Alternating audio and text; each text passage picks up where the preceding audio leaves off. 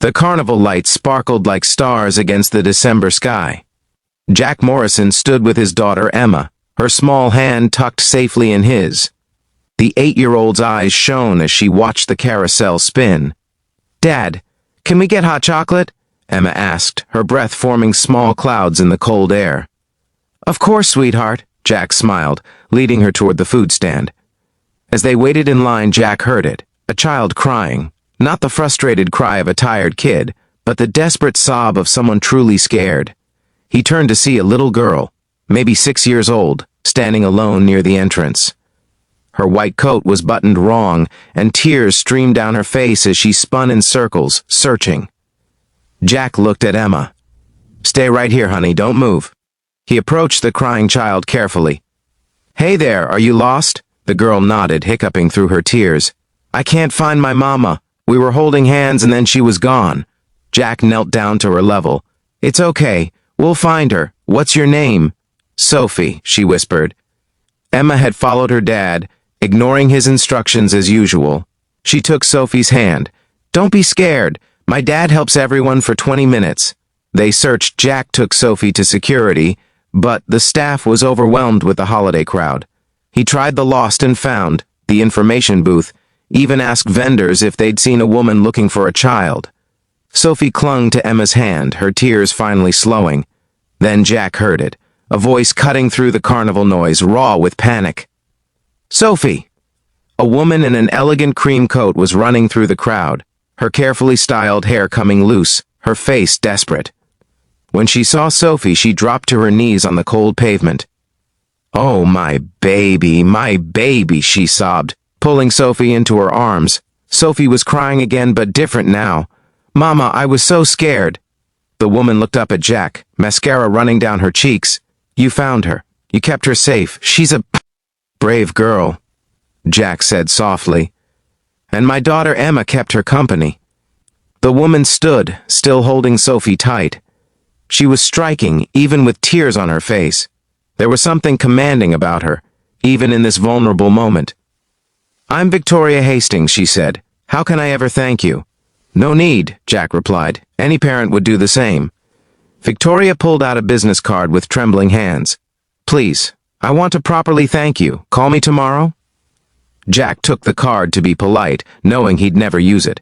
He'd helped because it was right, not for reward. That night, Emma was unusually quiet as Jack tucked her in. "Dad?" she finally asked. Sophie's mom seemed really sad even after she found her. "She was just scared, honey." "No," Emma insisted with the perception only children have.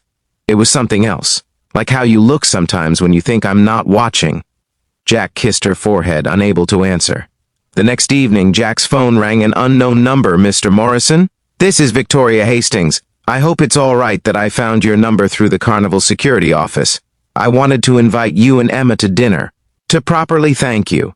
Jack hesitated, but Emma was already tugging his sleeve, having heard the name. "Please, Dad, I want to see if Sophie's okay." They met at a small Italian restaurant, not fancy but warm. Sophie ran to Emma immediately, and the girls disappeared to look at the fish tank near the entrance. Victoria looked different. Still elegant, but softer somehow. More real.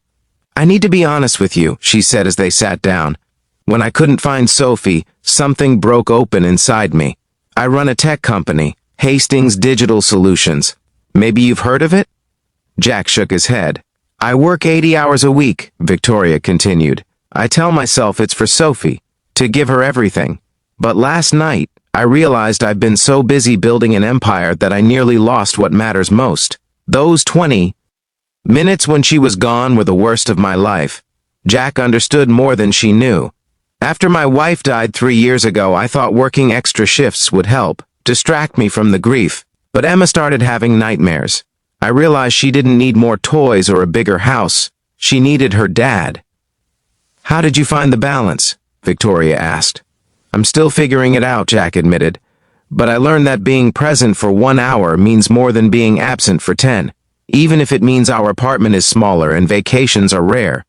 Over the next hour they talked, really talked, about loss and fear and the impossible task of single parenting, about the guilt that gnaws at you no matter what you choose, When dinner ended, Victoria walked them to Jack's old truck. "This probably sounds crazy," she said, "but would you and Emma like to come to Sophie's birthday party next weekend? Sophie hasn't stopped talking about Emma." Jack looked at his daughter, already exchanging friendship bracelets with Sophie. "We'd like that," he said. The party was at a penthouse overlooking the city. Jack felt out of place until Victoria greeted them at the door in jeans and a sweater, her hair in a simple ponytail. "I'm trying something new," she explained. "Smaller, more real. Just close friends and people who matter."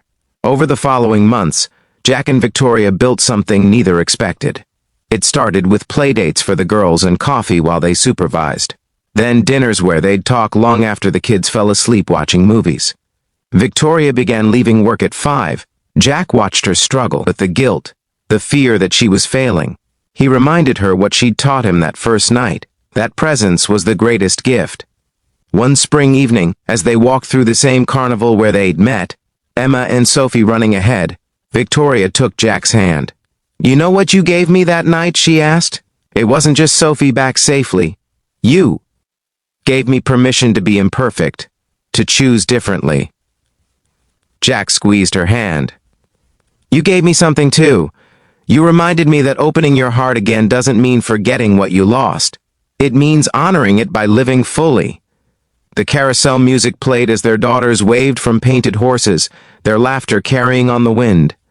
Sometimes the greatest gifts arrive disguised as ordinary moments. A lost child, a chance meeting, the courage to help a stranger. But what grows from those moments can change everything.